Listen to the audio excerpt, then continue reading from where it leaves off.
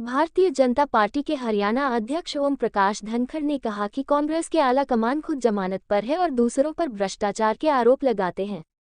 पहले ईडी को लेकर प्रदर्शन किया गया, अब महंगाई को मुद्दा बनाकर प्रदर्शन करने की योजना है। लेकिन कांग्रेस के नेता स्वयं भ्रष्टाचार में लिप्त होने के कारण आज जमानत पर जी रहे हैं। ओम प्रकाश धनखड़ आज झज्जर में नगर परिषद की नवनियुक्त वाइस चेयरमैन अंशु गर्ग को शपथ दिलाने पहुंचे थे। धनखड़ ने कहा कि कांग्रेस के पास कोई मुद्दा नहीं बचा है जिस कारण वे भाजपा पर आरोप लगा सके, इसलिए अब नए नए बहाने बनाकर वह प्रदर्शनों के माध्यम से जनता को बरगलाने का प्रयास करने में जुटी है।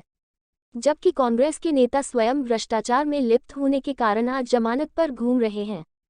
उन्होंने कहा कि भ्रष्टाचार के आरोप लगाना विपक्ष का काम है जबकि काम करना सत्ताधारी पार्टी का होता है। इस तरह के आरोप प्रत्यारोप दो चलते रहते हैं।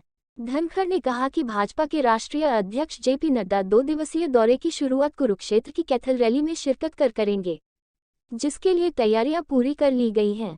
साथ ही उन्होंने कहा कि पंचायत चुनाव की घोषणा होते ही चुनाव करा दिए जाएंगे। इसके लिए भाजपा पूर्ण रूप से तैयार है। सिंबल पर चुनाव लड़ना है या नहीं, यह फैसला चुनाव समिति लेगी। उन्होंने कहा कि शिक्षा के क्षेत्र में भी भारतीय जनता पार्टी में नए आयाम स्थापित किए हैं।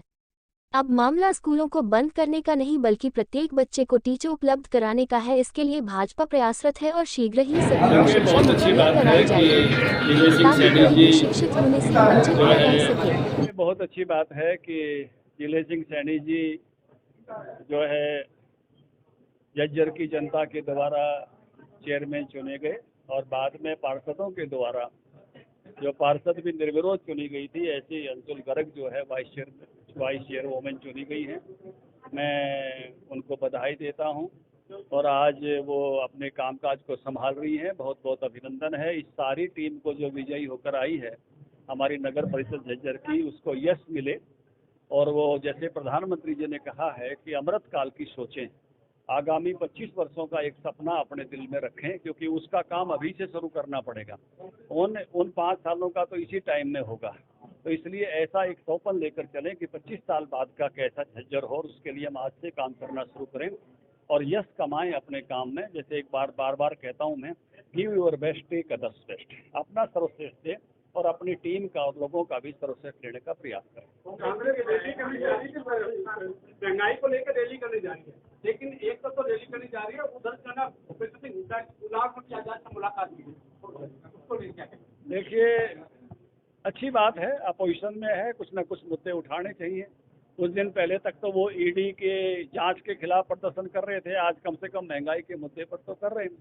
लेकिन महंगाई अगर आप देखेंगे तो खुदरा सूचकांक हो, चाहे वो थोक सूचकांक हो, चाहे अन्य देश से अड़ोस पड़ोस के देशों की तुलना में हो, भारत की इकोनॉमी बड़ी शिथिर है और महंगाई यहाँ नियंत्रण में है।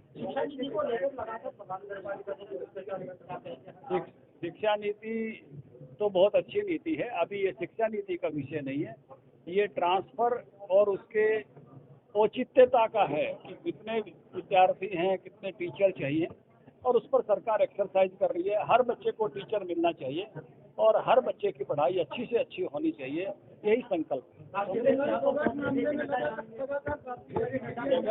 जगत प्रकाश नड्डा जी 2 और 3 तारीख को आ रहे हैं और वो अम्बाला छावनी से अपना दौरा शुरू करेंगे। अम्बाला छावनी में उनका भव्य स्वागत किया जाएगा।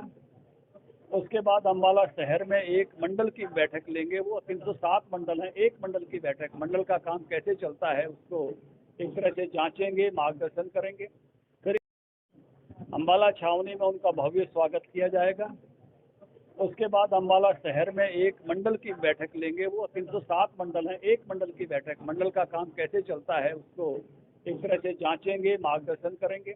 फिर एक लोकसभा की रैली करेंगे, कुरुक्षेत्र लोकसभा की रैली हमने कैथल में रखी है, अनाज मंडी में, उसको एड्रेस करेंगे। फिर हमारे जिले में 5 से 7 लोगों की एक छोटी टोली होती है जो हम मिलकर काम करते हैं सामूहिकता से, उनकी एक सामूहिक बैठक है 145 लोगों की। इसमें सभी सांसद भी हैं, विधायक भी हैं, जिला अध्यक्ष भी हैं, प्रभारी भी हैं, चेयरमैन भी हैं, जो सरकार में बड़े चेयरमैन होते हैं, तो उनकी एक सामूहिक बैठक को वो एड्रेस करेंगे। उसके बाद जो पार्टी का टॉप ब्रास लीडरशिप है, जिसको कोर ग्रुप कहते हैं, उसके साथ बैठेंगे। अगले दिन वो मंत्रिमंडल के साथ भी बैठेंगे और जेजेपी और बीजेपी के नेताओं की एक संयुक्त बैठक भी लेंगे। हमने ये भी निवेदन किया है कि प्रेस को भी एड्रेस करें। हम प्रतीक्षा कर रहे हैं, जल्दी शायद घोषणा होने वाली है। धनपत जी जब घोषणा करेंगे तो हम तो लड़ने के लिए तैयार हैं। सिंबल का फैसला हमारी इलेक्शन कमेटी करती है, वो इलेक्शन डिक्लेयर होने के बाद जब बैठेंगे तब उस पर निर्णय करेंगे। देखिए, कांग्रेस खुद भ्रष्टाचार का अड्डा बनी हुई है। ये तो नई नई टीम अभी आई है, इसलिए जो ईडी की जांच किस पे चल रही है, कौन जमानत पर है, कौन सी पार्टी का केंद्रीय नेतृत्व जमानत पे है, कौन सी पार्टी की स्टेट लीडरशिप जमानत पर है, ये सारा हरियाणा और सारा देश जानता है। धनखड़ साहब, वाइस प्रेसिडेंट को लेकर के गीता भुक्कड़ जी ने आरोप लगाए हैं, लेकिन 12 दिन बाद उनको ये बात याद आई। इसको लेकर के क्या कहेंगे आप? देखिए, इस प्रकार के मिथ्या आरोपों से जो है चीजें कहीं घटित नहीं होती हैं, कोई मानता नहीं है। सबको मालूम है कि कांग्रेस पार्टी आकंठ भ्रष्टाचार में डूबी हुई है। कांग्रेस पार्टी के नेताओं पर भ्रष्टाचार के मुकदमे चले हुए। मैं उनको एक ही बात मैं बार बार कह रहा हूँ, वही कहता हूँ कि आप अपना सर्वश्रेष्ठ दो, अपनी टीम का सर्वश्रेष्ठ प्राप्त करो और नगर की सेवा अगले 25 साल का विजन लेकर करो।